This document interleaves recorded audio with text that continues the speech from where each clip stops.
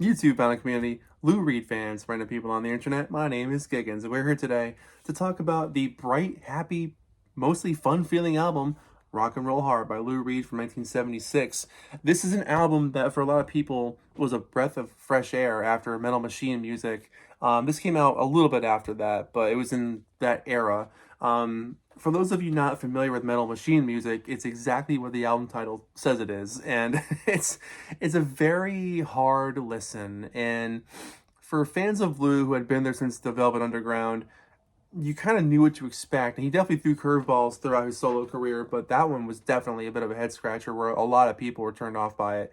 Um, and so this album is nice to hear from him because if you're going chronologically, it's nice to get something that's a almost a breath of fresh air, where he's just like playing simple rock and roll songs, enjoying himself.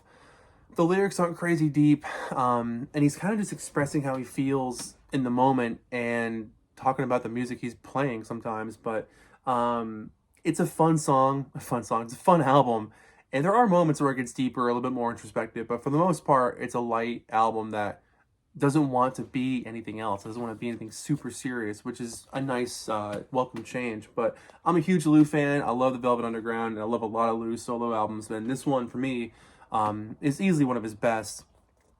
It doesn't get talked about too much online for some reason. I guess because it's not a Transformer or a Blue Moon, or there's no Perfect Day on this album. But like, it's equally as interesting as those albums, in my opinion.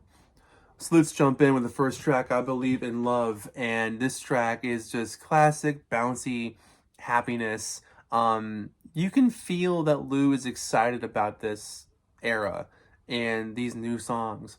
Lots of horns, cheery Moog synthesizer.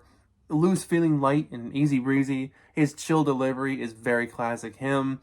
Just the overall optimism kind of moves this track along well. Very tight, crisp production. I love the slight bit of reverb on it, but it's just a great opener, great way to get into the album's feel. And then banging on my drum is nice, crunchy guitar riffs, tinkling piano throughout, steady pulsing drums, and Lou just banging away. Free-spirited rocker, no deeper meaning. He's just having a good time. He's just grooving. After that, we've got Follow the Leader. Excellent shuffling drums on this one. Very Bowie style saxophone too, which is cool. It creates kind of a murky, funky groove.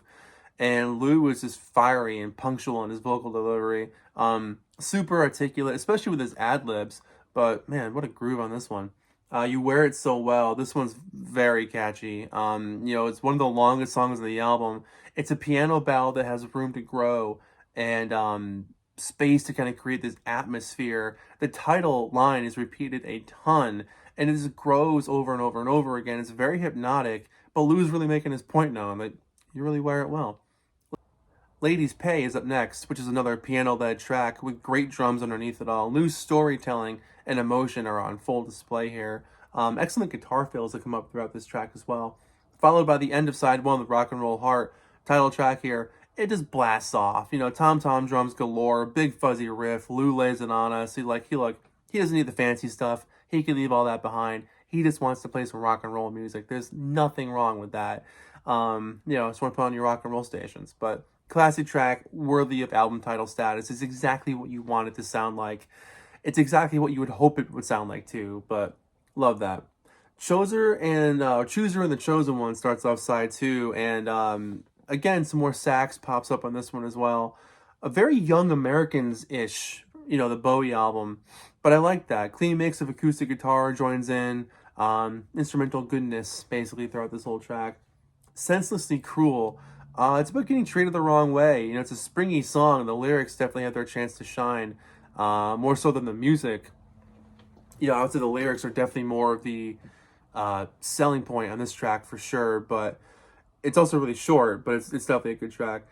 Claim to Fame, quirky. Not quirky. It's got definitely a 50s rock and roll feel, so it's definitely more rooted in what Lou was growing up with. Great steady drums, rapid sort of vocal delivery in its moments there. And then Vicious Circle follows up that next. He likes the word vicious apparently, but his voice is really deep and in the center. It's louder in the mix and everything else.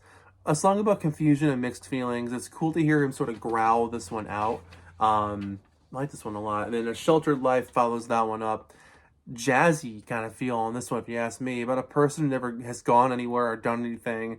And instead of the music making it feel like a drag, it sounds kind of fun that this person's never gone anywhere or done anything. So it's kind of cool. And the last song, Temporary Thing, I love this one too. It's the longest song on the album. This one takes its time and plays along well. More of that title being repeated kind of thing. It doesn't really change up too much, but I kind of like that about it. So Lou kind of had a feel and a groove he was going for, and he just was comfy in that lane, and that's where he stayed.